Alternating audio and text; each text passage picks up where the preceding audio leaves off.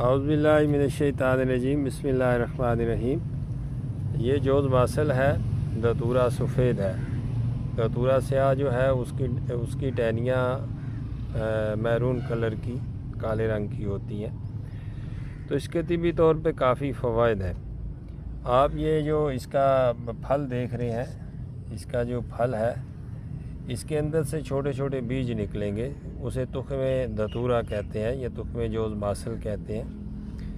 तो तुख्मे जोज़ मासल, काली मिर्च और गूंद की कर, ये तीनों चीज़ें बराबर वज़न लेके इनका पाउडर करें।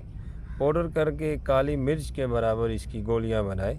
वो लोग जिनको जरियान का मसला हो, ज़कावत हिस्स का मसला हो, सूरत अंजाल का मसला हो, या दायमी नज़ला ज़ुकाम का मसला हो, या कतरों का मसला हो, तो उनके लिए ये काली मिर्च के बराबर एक गोली सुबह शाम 2-3 दिन देंगे, इंशाल्लाह ठीक हो जाएगी।